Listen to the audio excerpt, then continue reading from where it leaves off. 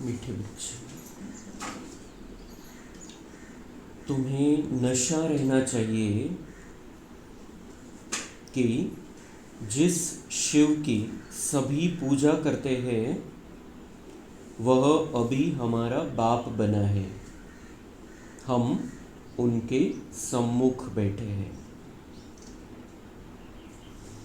प्रश्न: मनुष्य भगवान से क्षमा क्यों मांगते हैं? क्या उन्हें क्षमा मिलती है?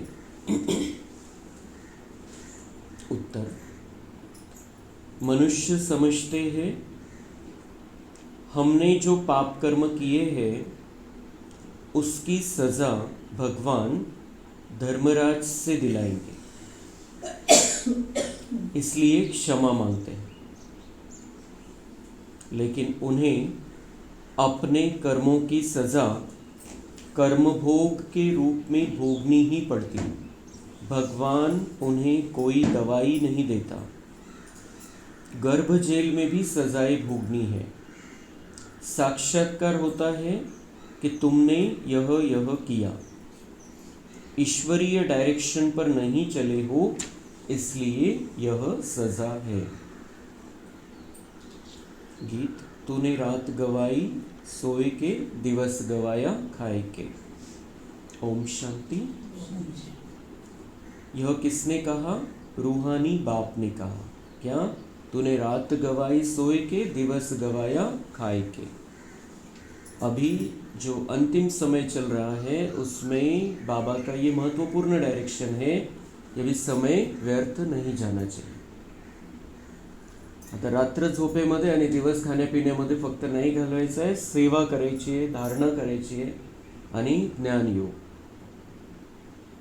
ये किसने कहा? रूहानी बाप ने कहा। वह है ऊंच ते ऊंच, सभी मनुष्यों से भी, सभी आत्माओं से भी ऊंच। सब में आत्मा ही है ना। शरीर तो पार्ट बजाने के लिए मिला है।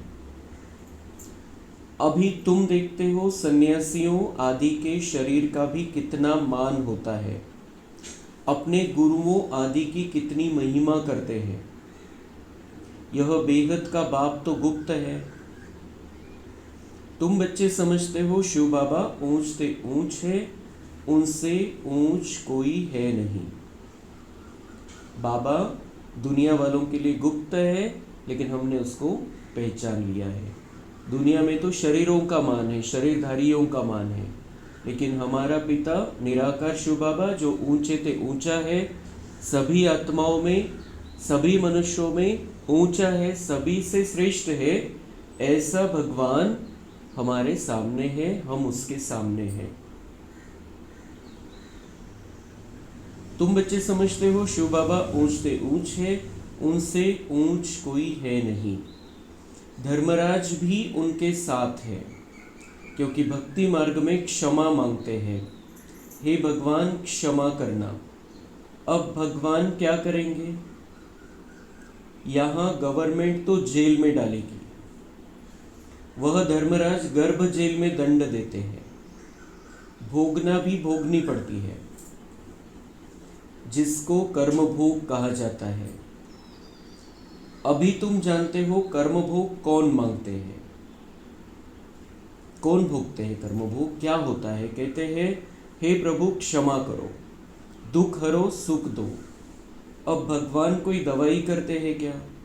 वह तो कुछ कर न सके, तब भगवान को क्यों कहते हैं?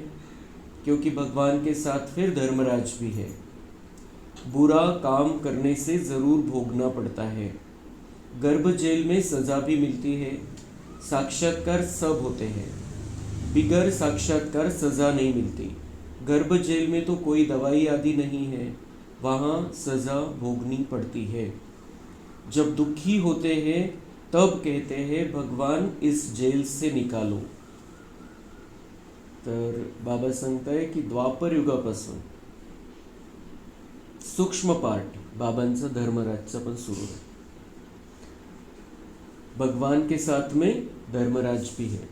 वो ऐसा समझते हैं कि भगवान अलग है, धर्मराज अलग है, और हम भगवान से क्षमा मांगेंगे तो वो धर्मराज को हमें माफ़ करने के लिए कह देगा, क्योंकि भगवान को तो समजता है की वो सुख का सागर, शांती का सागर, प्यार का सागर आहे. आणि मग ती वेगवेगळ्या प्रकारच्या भावना आहे भक्ती मार्गामध्ये. तर माफी मागण्याचं एक कारण काय की धर्मराजला सांगेल बाबा परमेश्वर आणि धर्मराज माफ करेल. तो धर्मराज का पार्ट, सूक्ष्म पार्ट कैसा है कि वो दिखाता है क्या क्या तुमने पाप किए हैं और सजा देता है. सजा काय की जे गर्भजेल आहे द्वापर युगापासून, गर्भामध्ये आत्मा राहते 4-4.5 महिने, तर ती सजा आहे. द्वापर युगापासून गर्भजेल, तर तिथं बाबा म्हणताय की सगळ्यात जास्त सजा तर तिथं मिळते. मध्ये अटकून पडलेली असते आत्मा आणि तिथं सगळ्यात जास्त सजा मिळते. तर त्यावेळेला दाखवलं जातं की काय काय पापकर्म झालेले तुमच्याकडून मागच्या जन्मामध्ये. आणि मग पुढे तो माफी मागतो की नाही आता मी असं नाही करणार. आणि जेव्हा सहन करण्याच्या पलीकडे जातं, खूप दुःखी होऊन जातं मध्ये सजा भोगून, तर मग तो विनंती करतो परमेश्वराला की मला आता इथून बाहेर काढ. तर असं नाही की आत्मा मध्ये जाऊन बस चुपचाप आहे, सगळ्या प्रकारचा अनुभव आहे गर्भामध्ये. तर हा गर्भचे बाबा म्हणताय की माफी मागता भक्ती मार्गामध्ये, पण माफी तर काही भेटत नाही. दुनियावाले जर काही गुन्हा केलेला असेल तर जेलमध्ये टाकलं जाईल, आणि इथं ईश्वरीय जी मशिनरी आहे त्याच्यानुसार गर्भ जेलमध्ये सजा भोगावी लागते. माफी मिळत नाही. कर्म जसं केलेलं आहे त्याचं कर्मभोग भोगावाच लागेल, सजा भोगावी लागेल. आता हा भक्ती मार्गाचा विषय झाला. आपल्याला बाबांनी सवलत दिलेली आहे की तुम्ही जे काही केलेलं आहे, जे काही गुन्हे केलेले, जे काही चूक केलेली आहे ती माझ्यासमोर कबूल करा, 50% माफ होऊन जाईल. 50% कन्सेशन दिलेलं आहे बाबांनी सजामध्ये, जी सजा येईल त्याच्यामध्ये. आणि दुसरी गोष्ट आपल्यासाठी बाबांनी अजून विशेष योजना आणलेली आहे की तुम्ही मला माझी आठवण करा, ज्ञानानुसार आपलं जीवन जगा. तुम्ही तुमचे जे पापकर्म केलेले, एका जन्माचा विषय नाही, जन्मजन्मांतर जे पापकर्म केलेले त्यांचा नाश होऊन जाईल. म्हणजे ते जसं काही केलंच नाही असे खतम होऊन जातील. आणि काही समोर येतील सजा त्या एखाद्या कर्माची, तर त्यावेळेला बाबा सोबत आहे. आणि जेव्हा बाबा सोबत आहे, बाबांनी गॅरंटी घेतलेली सूली से काटा हो जाएगा, सूली से काटा हो जाएगा. खूप मोठं काही होणार होतं पण थोडक्यात निभावून जातं. तो ये हमारे लिए स्पेशल है. बाबा म्हणतात भक्ती मार्गामध्ये माफी मागता पण माफी भेटत नाही, पण इथं बाबा आपल्याला माफ करायला बसलेला आहे जे मागचं काही केलेलं आहे. इथून पुढं बाबा म्हणतो की आता नका करू चूक, पण पहिलं जे केलेलं आहे त्याची माफी बाबा आपल्याला देऊ शकतो, ते संपवून पण टाकू शकतो. पण तेवढं आपल्या बाबांशी प्रेम पाहिजे, आणि तेवढं निश्चय पाहिजे, आणि तेवढं कनेक्शन पाहिजे पक्का. अभी तुम बच्चे किसके सामने बैठे हो? ऊंच ते ऊंच बाप है परंतु है गुप्त.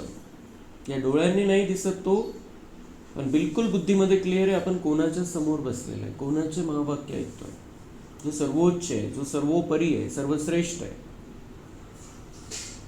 और सभी के तो शरीर देखने में आते हैं, यहाँ शिव बाबा को तो अपना हाथ पाँव आदि है नहीं. तो हमने ब्रह्मा बाबा का इतना बड़ा फोटो लगाया है, वो ब्रह्मा बाबा का फोटो नहीं है, वो बाप दादा है. उनमें शिव बाबा का प्रवेश हुआ है. लेकिन हम ब्रह्मा बाबा की ये बाप दादा का फोटो देखते हुए भी याद किसको करते हैं? शिव बाबा को करते हैं. ते एक माध्यम आहे फक्त. त्या मुखाच्या द्वारे आपला जन्म झालेला आहे, म्हणून आपण ती एक आठवण म्हणून त्या बापदादांच्या फोटोकडे बघतो. दृष्टी घेण्यासाठी पण त्याचा उपयोग आहे, आपली आत्मिक स्थिती बनवण्यासाठी पण या फोटोचा फायदा आहे. पण आपल्याला क्लिअर आहे की शिवबाबांची आठवण करायची, जो निराकार आहे, ज्याला आपले हातपाय नाही आहे, त्याची आठवण करायची आहे. त्याच्या आठवणीमुळे आपले पापकर्म भस्म होणार आहे. तो शिव बाबा को तो अपना हाथ पाव आदि है नहीं, फूल आदि भी कौन लेंगे. तर बाबा म्हणते मला फूल चढवायची, फूल देण्याची आवश्यकता नाही आहे, तुम्ही फुलासारखे बना, फुलासारखे बना. सुगंध आला पाहिजे तुमच्यामधून. तुम्ही कोणासाठी काटे नाही बनले पाहिजे, दुःख देणारे नाही बनले पाहिजे. तुम्हीच फुलासारखे बना, मला तुमच्या फुलांची आवश्यकता नहीं है, फूल चढ़वायची आवश्यकता नहीं है, हाथ पाँव आदि है नहीं। ये फूल एक यादगार है कि हमें वो फूल जैसा बनना है। तो फूल आदि भी कौन लेंगे? इनके हाथ से ही लेना होगा अगर चाहे तो, परंतु कोई से भी लेते नहीं। जैसे वह शंकराचार्य कहते हैं हमको कोई छुए नहीं, तो बाप कहते हैं हम पतितों का कुछ भी कैसे लेंगे, हमको फूल आदि की दरकार नाही। बाबा म्हणते एक तर मला हात नाही आहे, मी कसं घेऊ, आणि घ्यायचं असलं तर याच्या हातातून घ्यावं लागेल ब्रह्माबाबांच्या। आणि बाबा म्हणता है कि सब आत्माएं पतित हो गई है, पतितों का हमको कुछ क्यों ले, हमको फूल आदि की दरकार नहीं। भक्ति मार्ग में सोमनाथ आदि के मंदिर बनते हैं, फूल चढ़ाते हैं, परंतु मुझे तो शरीर है नहीं, आत्मा को कोई छुएगा कैसे? कहते हम पतितों से फूल कैसे लेवे, कोई हाथ भी नहीं लगा सकते, पतितों को छूने भी न दे। आज बाबा कहते कल फिर जाकर नरकवासी बनते हैं, ऐसे को तो देखे भी नहीं। बाबा म्हणते मला फूल चढवता, आज बाबांचे, उद्या जो नरकवासी बनताल तुमचं फूल मला देण्याचं काय अर्थ आहे, त्याला मतलबच काय, आणि मी कशाला घेऊ, तुम्ही जर माझे बच्चेच नाही आहेत। बाप कहते हैं मैं तो ऊंच से ऊंच हूं। तो बाबा का ये कहना है कि हमें फूलों जैसा बन जाना है। ये तो फूल तो हम प्रतीकात्मक रूप से बाबा के सामने रखते हैं, लेकिन उस समय ये भावना रखनी है की मला पण ते फुलासारखं बनायचं। फूल बाबांच्या समोर ठेवायला हरकत नाही, पण बिलकुल क्लिअर पाहिजे मनामध्ये की मला त्या फुलासारखं बनायचं, माझ्यातून आत्मिक सुगंध सगळ्यांना मिळाला पाहिजे, आत्मिक गुण आणि आत्मिक शक्ती माझ्याद्वारे सगळ्यांना जाणवली पाहिजे। बाप कहते हैं मैं तो ऊंच से ऊंच हूँ, इन सब सन्यासियों आदि का भी ड्रामा अनुसार उद्धार करना है, मुझे कोई जानता ही नहीं। शिव की पूजा करते हैं परंतु उनको जानते थोड़ी है, यह गीता का भगवान है और यहाँ आकर ज्ञान देते हैं। गीता में श्री कृष्ण का नाम डाल दिया है, श्री कृष्ण ने ज्ञान दिया, बाकी शिव क्या करते होंगे?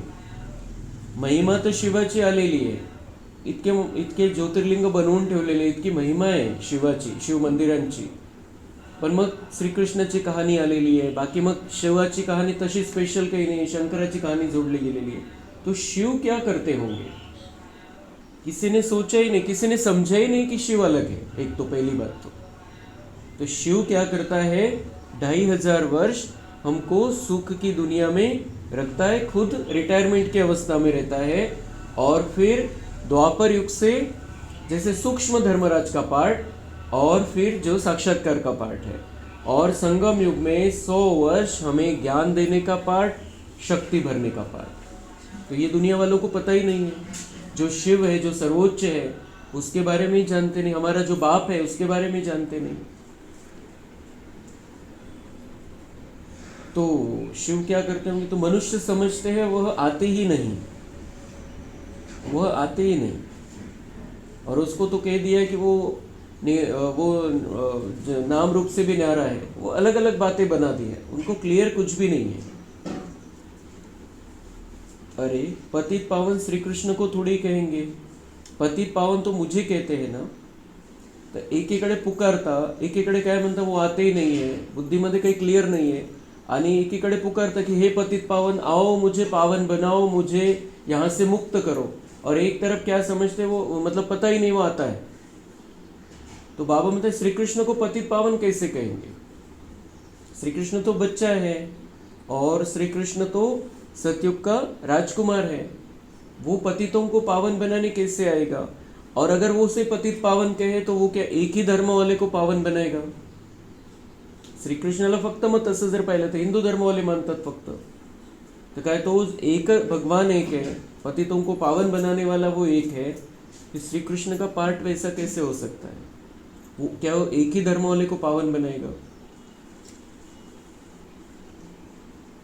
तो तुम्हारे में भी कोई थोड़े हैं जो इतना रिगार्ड रख सकते हैं, रहते कितना साधारण है, समझाते भी है मैं इन साधुओं आदि सब का बाप हूँ। शिव बाबा ब्रह्मा के तन में आते, रहते कितना साधारण है, ब्रह्मा भी कितना साधारण रहता था, और शिव बाबा का तो कोई तामझाम है ही नहीं, लेकिन क्या करने के लिए आता है? इतने बड़े बड़े साधु सन्यासियों का भी उद्धार करने के लिए बाबा को आना पड़ता है। सबका बाप है। जो भी शंकराचार्य आदि है, इन सब की आत्माओं का मैं बाप हूँ। शरीरों के बाप जो है वह तो है ही, मैं हूँ सभी आत्माओं का बाप। मेरी सब पूजा करते हैं। अभी वह यहाँ सम्मुख बैठे हैं, परंतु सभी समझते थोड़ी है कि हम किसके सामने बैठे हैं। आत्माएं जन्म जन्मांतर से देह अभिमान पर हिरी हुई है, इसलिए बाप को याद नहीं कर सकते। देह अभिमान में है इसलिए निराकार को याद नहीं कर सकते, देह में ही बुद्धि जाती है। देह को ही देखते हैं। देही अभिमानी हो तो उस बाप को याद करे और बाप की श्रीमत पर चले। बाप कहते हैं मुझे जानने के लिए सब पुरुषार्थी है। बाप कहते हैं मुझे जानने के लिए सब पुरुषार्थ क्या चल रहा है? मुझे जानने का ही चल रहा है। अभी आपल्याला हे पक्क पाहिजे की आपण त्याला पूर्णपणे जाणलेले, त्याला जाणण्याचा पुरुषार्थ नाही आपला राहिलेला काही। पुरुषार्थ आपल्याला स्वतःला देवता बनवण्याचा करायचा आहे, दुनियेला स्वर्ग बनवण्याचा करायचा आहे। बाबा म्हणता है कि अभी भी कुछ बच्चे मुझे जानने का ही पुरुषार्थ कर रहे हैं, अभी वही मेहनत चल रही है। बाबा कौन है, क्या है, उसका पार्ट क्या है, वो क्या करता है, क्या कर सकता है, क्या नहीं कर सकता है, जैसे बाबा 2-3 दिन से हमें उसी बात पर समझा रहा है, उसका पार्ट। तो हमें ये पक्का है बाबा कौन है, उसका पार्ट क्या है और उसके हम बने हैं वो कितना ऊंचा है, सब कुछ पता है। तो हमारा वो पुरुषार्थ नहीं है। अब हमारा पुरुषार्थ अब अपना भाग्य बनाने का चल रहा है। बाबा को तो जान लिया हमने और उसके बन गए। अंत में पूरे देही अभिमानी बनने वाले ही पास होंगे। अंत में पास कौन होगा? जो पूरे देही अभिमानी बनेंगे। आत्मा समझना है, आत्मिक स्थिति में रहना है, आत्मा देखने की प्रैक्टिस करनी है, दूसरे को भी उसी संस्कार के अनुसार उस दृष्टि से ही देखना है। बाकी सब में जरा जरा देह अभिमान रहेगा। बाप तो है गुप्त, उनको कुछ भी दे नहीं सकते। बच्चियां शिव के मंदिर में भी जाकर समझा सकती है। कुमारियों ने ही शिव बाबा का परिचय दिया है तो कुमार कुमारियां दोनों जरूर। कुमारों ने भी परिचय दिया। माताओं को खास उठाते हैं क्योंकि उन्होंने पुरुषों से जास्ती सेवा की है, तो बच्चों को सेवा का शौक होना चाहिए। शिव बाबा को कौन प्यारे लगते हैं? जो सेवा पर है। माताएं हो, कुमारी हो, कुमार हो, सब बाबा कहते हैं कि सेवा करनी है, परिचय देना है। जो मनसा वाचा कर्मणा तन मन धन से सेवा कर सकते वो करना है। बाबा म्हणता है की जास्तीत जास्त सेवा मातांनी केलेली या मार्गामध्ये, प्रत्येक कल्पामध्ये। तो बच्चों को सेवा का शौक होना चाहिए। जैसे उस पढ़ाई का भी शौक होता है ना, वह है जिस्मानी, यह है रूहानी। जिस्मानी पढ़ाई पढ़ेंगे, यह ड्रिल आदि सीखेंगे, मिलेगा कुछ भी नहीं। त्या दुनियेमधले कितीही अभ्यास करून घ्या, कोणत्याही प्रकारचा योग अभ्यास करा, कोणती कसरत करा, काहीही करा, बाबा म्हणता मिलेगा कुछ नहीं। कौन से हिसाब से? जन्म जन्मांतर के हिसाब से। उससे कुछ नहीं मिलने वाला। मिलेगा किससे? जब हम ये पढ़ाई पढ़ेंगे। जन्म जन्मांतर का भाग्य बनाकर हम साथ लेके जाते हैं। समझो, अभी किसको बच्चा जन्मता है तो धूमधाम से उनकी छठी आदि मनाते हैं, परंतु वह पाएंगे क्या? इतना समय ही नहीं जो कुछ पा सके। यहाँ से भी जाकर जन्म लेते हैं, परंतु वह भी समझेंगे तो कुछ नहीं। यहाँ का बिछुड़ा हुआ होगा तो जो सीख कर गया होगा उसी अनुसार छोटेपन से ही शिव बाबा को याद करता होगा। यह तो मंत्र है ना। छोटे बच्चों को सिखलाएंगे, वह बिंदु आदि तो कुछ समझेगा नहीं, सिर्फ शिव बाबा कहते रहेंगे। शिव बाबा को याद करो तो स्वर्ग का वर्षा पाएंगे। ऐसे उनको समझाएंगे तो वह भी स्वर्ग में आ जाएंगे, परंतु ऊंच पद पा नहीं सकते। ऐसे बहुत बच्चे आते हैं, शिव बाबा कहते रहते हैं, फिर अंतमति सो गति हो जाएगी। यह राजधानी स्थापन हो रही है। अब मनुष्य शिव की पूजा करते हैं, परंतु जानते थोड़ी है। जैसे छोटा बच्चा शिव शिव कहते हैं, समझते नहीं। यहाँ भी पूजा करते हैं, परंतु पहचान कुछ भी है नहीं। तो उनको बतलाना चाहिए तुम जिसकी पूजा करते हो वही ज्ञान का सागर गीता का भगवान है, वह हमको पढ़ा रहे हैं। क्या समझाना है शिव के भक्तों को कि वही तुम जिसकी पूजा कर रहे हो वही ज्ञान का सागर है, प्रेम का सागर है, गीता का ज्ञान उसने ही दिया है, और अभी अधर्म का नाश सत धर्म की स्थापना करने के लिए वही आया है और वही हमको पढ़ा रहे हैं। शिव के भक्तों को समझाना है। वो निराकार है और उसका यादगारी ज्योतिर्लिंगम बनाया हुआ है और वही आया है अभी साकार में और वो हमको पढ़ा रहा है। असं आपण सांगाय बिलकुल हिमतीने सांगायचं आहे सगळ्यांना, सत्य ज्ञान देतोय आपण, त्यांच्या कल्याणाचं त्यांना मार्ग दाखवतोय। तो बाबा म्हणते हैं जैसे वो यहाँ पर भी कोई बच्चा यहाँ से मतलब बच्चा यहाँ पर आ गया जो पिछले जन्म में जिसने ज्ञान लिया था, लेकिन वो बच्चा है तब तो कुछ समझेगा नहीं, यहाँ के संस्कार लेकर जाता है तो बाबा बाबा कहता रहेगा, लेकिन वो जब तक आत्मा समझकर परमात्मा को याद नहीं करता है, ज्ञान को नहीं समझता है, तब तक उसका पुरुषार्थ नहीं होगा। म्हणून ही जी गोष्ट आहे कशासाठी बाबा सांगतोय की इथं जे तंग होऊन जातात आपल्या शरीराला, आपल्या बिमारीला, त्यांना असं वाटतं कि हाँ बस ये खत्म हो जाए शरीर, फिर मैं बच्चा बन जाऊंगा तो अच्छा पुरुषार्थ करूंगा, लेकिन अभी वो समय बिल्कुल भी नहीं है। 7-8 वर्ष तक तो बच्चे को कुछ समझ में ही नहीं आता है, ये ज्ञान की बातें समझ में नहीं आती, बड़ों को नहीं समझती है तो बच्चे क्या समझेंगे, भले ही यहाँ से गया है लेकिन ये बहुत ऊंची बातें हैं, तो वो 7-8 वर्ष तक तो समझता नहीं। इसलिए अभी तो वो समय है ही नहीं, अभी तो शुरुआत हो गई है, अंत की शुरुआत हो गई है, समय आ गया है। अभी जे काही बाबा ने आपल्याला इशारे दिले होते सगळं समोर दिसतंय। आता जी महाभयानक परिस्थिती ती आलेली, म्हणून इथून आता इथं जर मृत्यू झाला, शरीर सोडावं लागलं तर काहीच पुरुषार्थ होणार नाही।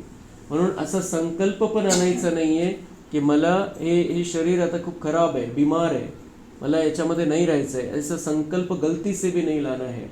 उल्टा हमें बिल्कुल ये अपनी पवित्रता से, अपनी योग बल से शरीर के हर पार्ट को सकाश देनी है, कण कण को, शरीर के कण कण को बाबा की सकाश, बाबा की लाइट पहुंचानी है। पवित्रता को धारण करते चलना है, अपने अंदर बाबा की सभी गुण और शक्तियाँ समाते रहना है। यहाँ पर रहेंगे, चलते रहेंगे, आगे बढ़ते जाएंगे, भाग्य बनता जाएगा। अगर ये शरीर छूटा, भाग्य बनना बंद हो जाएगा। म्हणून या शरीराला खूप चांगल्या प्रकारे सांभाळायचं आहे, याच्यामध्ये न अटकता काळजी घ्यायची शरीराची। अभी बच्चा बनने का कोई मतलब नहीं है, सतयुग में जाके बच्चा बनना है। अभी यहाँ से सीधा परमधाम जाना है, किसी माता के गर्भ में अभी हमको नहीं जाना है, क्योंकि हमारा पुरुषार्थ ही बंद हो जाएगा। फिर अभी यहाँ ही रहते हुए हमें बहुत अच्छी रीति से पुरुषार्थ करना है और उसके लिए इस शरीर की बहुत अच्छी रीति से संभाल करनी है। जो भी हमारे शरीर को ज़रूरी है वो देना है, खान पान की चीज़ें शुद्ध खाना है, बाहर के खाने से दूर रहना है, और जो बाबा के वाइब्रेशन में बनाया हुआ भोजन ही खाना है। मग कधी तब्येत खराब झाली तर ताबडतोब जे काही उपाय ते करायचे, चांगल्या डॉक्टरकडे जाऊन इलाज घ्यायचा है। इसलिए ये बहुत महत्वपूर्ण बात है कि बाबा कह रहे हैं कि वो जैसे यहाँ म्हणजे तुलना कोणाशी केली बाबांनी की इथं जे पूजा करतात जे लोक, ज्यांना कळत नाही काही, शिवबाबाची पूजा करतात ज्यांना कळत नाही, तसंच तुम्ही इथून दुसरीकडे जन्म घेताल, बच्चा बनून ज्या स्थितीमध्ये तुम्ही राहताल तीच भक्तांची हालत आहे। म्हणजे तुम्ही इथून ज्ञान घेऊन दुसरा जन्म घेतलेला त्याचा काही फायदा नाही। 7-8 वर्षानंतर त्या सगळ्या गोष्टी क्लिक व्हायला लागतील। इसलिए हमें वैसा उस स्थिति में अपने आप को नहीं पहुंचाना है, बहुत हिम्मत रखनी है, अपने आप को सशक्त रखना है, अपनी इच्छा शक्ति को जागृत रखना है कि मुझे इसी रथ में रहते हुए अपने आप को देवता बनाना है, श्रेष्ठ स्थिति तक मुझे पहुंचाना है। यही शरीर मुझे मिला है, ये अंतिम शरीर है, इसको छोड़ के परमधाम के गेट खुलने के बाद ही मुझे यहाँ से जाना है। तब तक मुझे यहाँ रहना है और तब तक जितना हो सके मुझे पुरुषार्थ बहुत अच्छी रीति से करना है।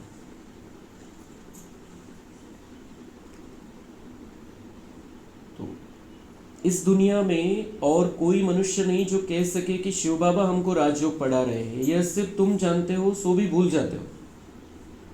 बाबा म्हणता है कि इस दुनिया में दूसरा कोई मनुष्य नहीं जो कह सके कि शिव बाबा हमको राजयोग सिखा रहे हैं। तुम जानते हो लेकिन तुम भूल जाते हो।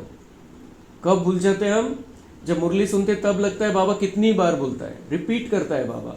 और जब हम दुनिया वालों के साथ में यहाँ से बाहर निकलते तब भूल जाते हैं कि बाबा हमको राजयोग सिखा रहा है, मुझे राजा बनना है, मुझे ये सब धारणाएं करनी है, मुझे बाबा से योग रखना है, मुझे अपने जीवन को बहुत सुंदर बहुत श्रेष्ठ बनाना है, मुझे बहुत शुभ भावना रखनी है सबके प्रति।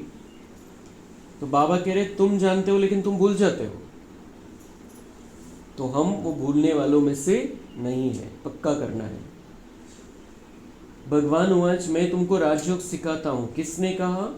भगवान उवाच, काम महाशत्रु है, इस पर जीत पहनो, पुरानी दुनिया का संन्यास करो। वह है शंकराचार्य, यह है शिवाचार्य। वो शंकराचार्य है भक्ति मार्ग वाले, लेकिन ये शिवाचार्य जो सबसे बड़ा आचार्य है, वो हमको सिखलाते हैं।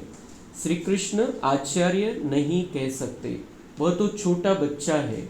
सत्युग में ज्ञान की दरकार ही नहीं रहती है। आचार्य म्हणजे जो ज्याला ज्ञान प्राप्त आहे, ज्याच्याकडे ज्ञान आहे आणि बाबांकडे सर्वश्रेष्ठ ज्ञान आहे, तो सर्वश्रेष्ठ आहे, म्हणून तोच त्याला आपण आचार्य म्हणू शकतो। बाबा म्हणते श्री कृष्ण को आचार्य नहीं कह सकते, क्योंकि सतयुग में ज्ञान की दरकार ही नहीं है, ज्ञान ही नहीं है श्री कृष्ण के पास।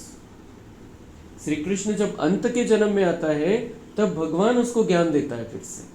लेकिन सतयुग में जब श्री कृष्ण रूप में है, नारायण बनकर विश्व का राज्य संभालने वाला है, तब भी उसको ये ज्ञान नहीं है। जो लक्ष्मी नारायण को ज्ञान नहीं है, वो ज्ञान हमको बाबा दे रहा है। तो कितना इस ज्ञान का हमें महत्व रखना है और उस पर चलना है। जहाँ जहाँ शिव के मंदिर है, वहाँ तुम बच्चे बहुत अच्छी सेवा कर सकते हो। शिव के मंदिरों में जाओ, माताओं का जाना अच्छा है, कन्याएं जाए तो उससे अच्छा है। बाबा म्हणता है कि शिव के मंदिर में जाओ, माताएं अगर समझाए तो बहुत अच्छा है। भाइयों की बातें जल्दी समझ में नहीं आती लोगों को, अगर माता समझाए तो बहुत जल्दी समझ जाते भक्त लोग। तो माताएं जाए वो अच्छा है, कन्याएं जाए तो उससे भी अच्छा है। अभी तो हमको बाबा से राज्य भाग्य लेना है। बाप हमको पढ़ाते हैं, फिर हम महाराजा महारानी बनेंगे। ऊंच से ऊंच बाप ही है, ऐसी शिक्षा कोई मनुष्य दे न सके। यह है ही कलयुग। सतयुग में था इनका राज्य। यह राजा रानी कैसे बने? किसने राजयोग सिखलाया जो सतयुग के मालिक बने? जिसकी तुम पूजा करते हो वह हमको पढ़ाकर सतयुग का मालिक बनाते हैं। ब्रह्मा द्वारा स्थापना, विष्णु द्वारा पालना। पतित प्रवृत्ति मार्ग वाले ही पावन प्रवृत्ति मार्ग में जाते हैं। बाबा संसार की स्थापना कर रहा है, पवित्र संसार करना सिखाता है। तो हम पतित बन गए थे, संसारी, लेकिन अब पवित्र संसार करना बाबा हमें सिखा रहा है। और जो बहुत ज़्यादा पतित बन गए थे द्वापर से, उनको ही बाबा फिर से पावन प्रवृत्ति मार्ग सिखाता है। अंदर में शौक होना चाहिए। हम बाबा के सपूत बच्चे बन क्यों न जाकर सेवा करेंगे। मतलब बाबा की लहर चल रही है आज बीच बीच में से, सेवा करो जाकर, समझाओ। बहुत ऊंचा ज्ञान भी दे रहा है, लेकिन बीच बीच में ही बाबा सेवा की भी प्रेरणा दे रहा आहे की जसं तुम्हाला ज्यांना समजवता येईल, भक्तांना जास्त या गोष्टी क्लिक होतील त्यांना समजवा। शिवाचे जे भक्त आहे मंदिरामध्ये जाऊन समजवा, किंवा मग नाही आपण समजू शकत तर आपल्याकडे बरेचसे साधने येतात, त्याद्वारे आपण समजवू शकतो। इंटरेस्ट पाहिजे, बाबा म्हणते अंदर में शौक होना चाहिए। हम बाबा के सपूत बच्चे बन क्यों न जाकर सेवा करेंगे। सपूत बच्चे कौन है बाबा के? जो सेवा करते हैं, जो संदेश देते हैं। पुरानी दुनिया का विनाश सामने खड़ा है। बाबा म्हणता है कि पुरानी दुनिया का विनाश सामने खड़ा है, उसके पहले ही संदेश दे दो, सेवा करो। ऐसा हमारे कांटेक्ट में एक भी ऐसा नहीं होना चाहिए कि हमने उसको बताया नहीं, उसको संदेश दिया नहीं। ये पाप हो जाएगा हमारे से। अब शिव बाबा कहते हैं श्री कृष्ण तो हो न सके, वह तो एक ही बार सतयुग में होगा, दूसरे जन्म में वही फीचर्स वही नाम थोड़ी होगा। श्री कृष्ण कंटिन्यू श्री कृष्ण नाही आहे, पहिल्या जन्मामध्येच तो श्रीकृष्ण रूपामध्ये, आणि पहिल्या जन्मामध्ये पण गादीवर बसेपर्यंत, स्वयंवरापर्यंत तो श्रीकृष्ण आहे, नंतर तो नारायण बनणार आहे। दुसऱ्या जन्मामध्ये तर सगळं वेगळं। मग वह श्री कृष्ण कैसे यहाँ आएंगे? श्री कृष्ण ये ज्ञान किसी को सिखला नहीं सकता, वो कैसे आएगा यहाँ पर? वो श्री कृष्ण जो सतयुग का पहला राजकुमार है, वो यहाँ कैसे आएगा? अभी तुम इन बातों को समझते हो। आधा कल्प अच्छे जन्म होते हैं, फिर रावण राज्य शुरू होता है। आधा कल्प हम सबके अच्छे जन्म होने वाले हैं, फिर रावण राज्य शुरू होता है। तर ही जी गोष्ट आहे की वो श्रीकृष्ण यहाँ कैसे आएगे, कैसे वो ज्ञान किसी को शिकला सकता है? भक्ती मार्गामध्ये जे म्हटलेलं आहे की जेव्हा जेव्हा धर्माची अति ग्लानी होते तेव्हा तेव्हा मी येतो आणि अधर्माचा नाश आणि सतधर्माची स्थापना करतो. तर मग त्याला ज्ञान द्यावं लागेल. आणि बाबा म्हणतात तो श्रीकृष्ण तर पहिला राजकुमार, स्टार्टिंग त्याच्यापासून आहे. सतयुगाचा पहिला राजकुमार आहे. तो कलियुगामध्ये कसा येईल? त्याचा पाठ तर तिथं आहे. तर त्याचा पाठ नाही आहे, बाबांचा पाठ आहे इथं येऊन अधर्माचा नाश आणि सतधर्माची स्थापना करण्यासाठी ज्ञान देण्याचा.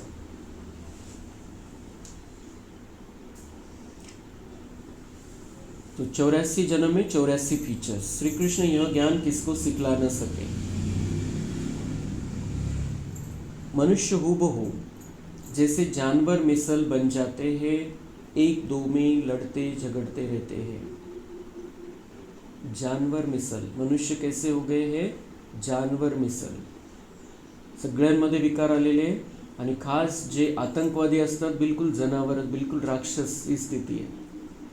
तो वो जैसे कि जानवर मिसल हो गए हैं और वो एक दो से लड़ते झगड़ते रहते हैं. विनाकारण पण लड़तात, विनाकारण पण हल्ले करतात. तो अभी जो लड़ना झगड़ना वो अलग चीज़ हो गई, लेकिन अभी जो भारत कर रहा है पाकिस्तान के खिलाफ, वो भारत की रक्षा के लिए ज़रूरी है. और जैसे पहले ही दिन बाबा ने बता दिया था, जब उस दिन भारत ने शुरू किया उसके पहले दिन ही बाबा ने बता दिया था कि मिलिट्री वालों को अपना काम करना पड़ेगा. आणि आपण बघतोय की पाकिस्तानमध्ये आज सगळे रात्री अजून भारताने त्यांनी आपल्यावर पुन्हा रात्री हल्ला करायचा प्रयत्न केला, म्हणून भारताने त्यांच्यावर असे काही हल्ले केलेले की संपूर्ण पाकिस्तान बंद आहे आज. म्हणजे जसं लॉकडाऊन सारखी परिस्थिती आहे, अशी परिस्थिती झालेली आहे. आणि आज भारतामध्ये आपण किती सुरक्षित बसलेलो आहे, कारण आपली मिलिट्री तिथं त्यांचा सामना करण्यासाठी सक्षम है. तो हम आत्मरक्षा कर रहे हैं, हम अपनी रक्षा कर रहे हैं, हम लड़ झगड़ नहीं रहे हैं. हम अपनी रक्षा में जो कुछ भी कदम उठाना है वो कदम उठा रहे हैं. तो वो लड़ना झगड़ना अलग और ये जो कर रहे हैं हम वो अलग चीज़ है. और इसकी परमिशन बाबा भी देता है कि अगर सभी को सुरक्षित रखना है तो ये ऐसी चीज़ें करनी पड़ेगी.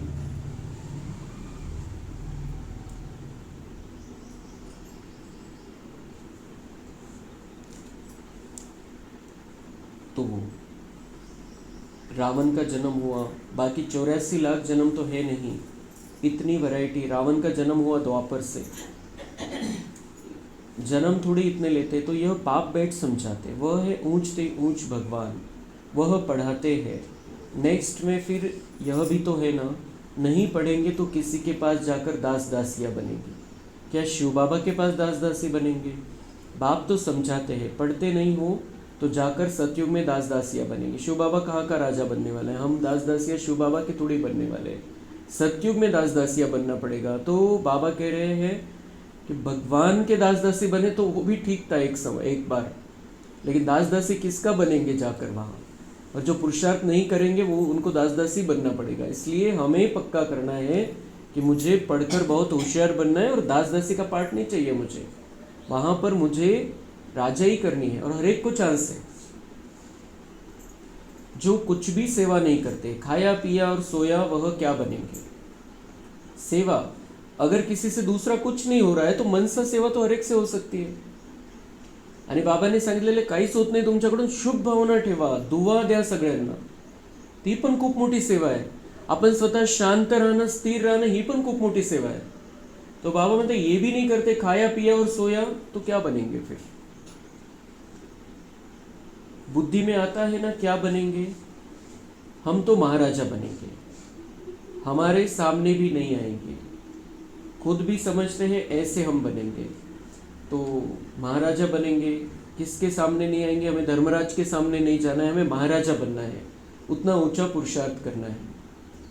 तो खुद भी समझते हैं ऐसे हम बनेंगे. तो बाबा अलग अलग टाइप से थोड़ा शॉर्ट में बता रहा है। खुद भी समझते हैं ऐसे हम बनेंगे, परंतु फिर भी शर्म कहाँ आहे? कोणाला वाटतं मी महाराजा बनणार आहे, त्या क्वालिटीचा पुरुषार्थ आहे, त्या लेवलची सेवा करताय, आणि कोणाला वाटतं की नाही माझी तेवढी लेवल नाही राहणार आहे, पण बाबा म्हणते तरी पण लाज नहीं वाटत, शर्म कहाँ है? तो हम बाबा के बने हैं, हमें पूरा का पूरा बाबा जैसा कहता है वैसा अपने जीवन को बना लेना है। हमारा ही भाग्य है, हम बहुत श्रेष्ठ आत्माएं हैं, बहुत दिव्य आत्माएं हैं, तो हमें बिल्कुल बाबा का बनकर बहुत अच्छी रीति से इस मार्ग में आगे बढ़ते चलना है। ऊंचा पार्ट अपने लिए बनाना है, रिकॉर्डिंग करनी है।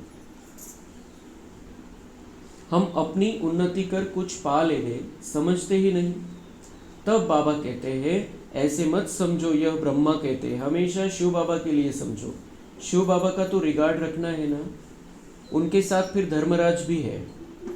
तो वो बाबा म्हणते ऐसे मत समझो ये ब्रह्मा कह रहा है, ये मैं कह रहा हूँ शिव बाबा, और मेरे साथ में धर्मराज भी, मतलब मेरा पार्ट धर्मराज का भी है, भूलो मत। मतलब मैं समझा रहा हूँ, लेकिन ये समझानी ये नहीं, ये सिर्फ सावधानी भी है इसमें, तो सावधान हो जाओ, नहीं तो धर्मराज के डंडे भी बहुत खाएंगे। कुमारियों को तो बहुत होशियार होना चाहिए, ऐसे थोड़ी यहाँ सुना बाहर गए तो खलास। कुमारियों को बाबा कह रहे बहुत होशियार होना चाहिए। कल भी बाबा ने बहुत सुंदर बात कुमारियों के लिए बताई। ऐसे थोड़ी यहाँ सुना बाहर गए तो खलास। भक्ति मार्ग की कितनी सामग्री है। अब बाप कहते हैं विष छोड़ो, भक्ति मार्ग की सामग्री, लेकिन विष को तो छोड़ नहीं सके, विकारों को छोड़ नहीं सके। अब बाबा कह रहे हैं विकारों को छोड़ो, उसके लिए मेरे से ताकत लो, मेरे से ज्ञान लो। विष छोड़ो, स्वर्गवासी बनो, ऐसे ऐसे स्लोगन बनाओ। बहादुर शेरनिया बनो, बेहद का बाप मिला है फिर क्या परवाह। कुमारियों को बाबा कह रहे हैं शेरनिया बनो, बेहद का बाप मिला है, सर्वशक्तिवान मिला है, अब किस बात की परवाह।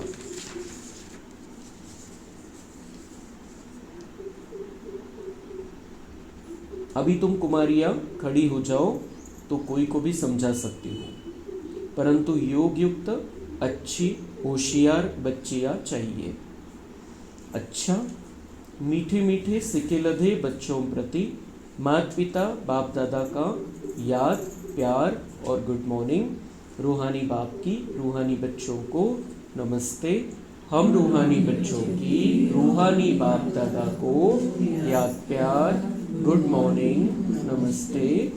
वाह बाबा वाह, शुक्रिया बाबा शुक्रिया। धारणा के लिए मुख्य सार है अपनी उन्नति करने के लिए बाप की सर्विस में तत्पर रहना है। सिर्फ खाना पीना सोना यह पद गवाना है। बाप का और पढ़ाई का रिगार्ड रखना है। देही अभिमानी बनने का पूरा पूरा पुरुषार्थ करना है। बाप की शिक्षाओं को धारण कर सपूत बच्चा बनना है। वरदान है सेवा करते उपराम स्थिति में रहने वाले योग युक्त युक्ति युक्त सेवाधारी भव। जो योग युक्त युक्ति युक्त सेवाधारी है वह सेवा करते भी सदा उपराम रहते हैं। ऐसे नहीं सेवा ज़्यादा है इसलिए अशरीरी नहीं बन सकते, लेकिन याद रहे कि मेरी सेवा नहीं बाप ने दी है तो निर्बंधन रहेंगे। ट्रस्टी हूँ, बंधन मुक्त हूँ, ऐसी प्रैक्टिस करो। अति के समय अंत की स्टेज, कर्मातीत अवस्था का अभ्यास करो। जैसे बीच बीच में संकल्पों की ट्रैफिक को कंट्रोल करते हो, ऐसे अति के समय अंत की स्टेज का अनुभव करो, तब अंत के समय पास विथ ऑनर बन सकेंगे। तो सेवा सब कुछ करना है, लेकिन योग युक्त होकर युक्ति युक्त सेवा करनी है। बाबा की याद में सेवा करनी है। बाबा ने सेवा दी है ऐसा समझकर सेवा करनी है। ट्रस्टी समझकर सेवा करनी है। निर्बंधन होकर सेवा करनी है। आणि बाबा म्हणत आहे की आता अतिची वेळ आलेली आहे आणि अंतची प्रॅक्टिस तुम्ही करा। आता अतिची वेळ, शेवटची वेळ आलेली आहे। आता या दुनियेचं महापरिवर्तनाची शेवटची वेळ सुरू आहे आणि याच्यामध्ये आता अंतिम स्थितीची प्रॅक्टिस करा। अंतिम स्थिती म्हणजे कोणाशी काही हिशोब नाही राहिलेले, मोह नाही आहे कोणाशी, आणि बाबांची आठवण आहे। त्या जे काही सेवा करतोय आपण घरामध्ये शेतामध्ये कुठेही सेवा करतोय, अंतिम स्थितीची प्रॅक्टिस मधून मधून करत राहायची। तर मग शेवटी बाबा म्हणते पास विथ ऑनर होणार तुम्ही। स्लोगन शुभ भावना कारण को निवारण में परिवर्तन कर देती है। अव्यक्त इशारे, पवित्रता ब्राह्मण जीवन के विशेष जन्म की विशेषता है। पवित्र संकल्प ब्राह्मणों की बुद्धि का भोजन है। पवित्र दृष्टि ब्राह्मणों के आँखों की रोशनी है। पवित्र कर्म ब्राह्मण जीवन का विशेष धंधा है। पवित्र संबंध और संपर्क ब्राह्मण जीवन की मर्यादा है। ऐसी महान चीज़ को अपनाने में मेहनत नहीं करो, हट से नहीं अपनाओ। यह पवित्रता तो आपके जीवन का वरदान है। बाबा म्हणता है आप ब्राह्मण बने हो, आपको वरदान है इस जीवन को पवित्रता का, और जिस बात का वरदान मिला होता है उसके लिए मेहनत करने की जरूरत नाही. बाबांनी वरदान दिलेले, परमेश्वरांनी वरदान दिलेलं पवित्रतेचं, तर हे सहज स्वीकारा. या गोष्टीला मेहनत नाही, सहज स्वीकारा. बाबा म्हणताय काय विशेषता काय तुमची या जन्माची? पवित्रता. पवित्र संकल्प ब्राह्मणों की बुद्धि का भोजन है. ब्राह्मणांच्या बुद्धीचं भोजन काय? पवित्र संकल्प. भोजन कोणतं करायचं आता? पवित्र संकल्पांचं. आत्म्यासाठी काय भोजन आहे? पवित्र संकल्प. जे पवित्र संकल्प आपण रोजच्या मुरलीमधून प्राप्त करतो. मग आपलं जे चिंतन चालवायचं ते पण सगळे पवित्र विचार चालले पाहिजे. तर हे ब्राह्मणांचं बुद्धीचं भोजन आहे. बुद्धी अजून दिव्य होत जाईल, स्वच्छ होत जाईल, शक्तिशाली होत जाईल. पवित्र दृष्टि ब्राह्मणों के आंखों की रोशनी है. ये आंखें तो देखती है सब चीज़ों को, लेकिन खास रोशनी क्या होनी चाहिए? हमारी आंखें क्या देखे? पवित्र नज़र से देखे सबको. पवित्र दृष्टि, आत्मिक दृष्टि होनी चाहिए सबके प्रति. पवित्र कर्म ब्राह्मण जीवन का विशेष धंधा है. धंधा कौन सा है अभी हमारा? कर्म करने हैं, लेकिन कौन से करने? पवित्र शुद्ध कर्म करने हैं, जैसे देवी देवता करेंगे. पवित्र संबंध और संपर्क ब्राह्मण जीवन की मर्यादा. कोणाच्या कॉन्टॅक्टमध्ये यायचं आहे? तर पवित्रतेच्या आधाराने यायचं. अच्छा, ओम शांती.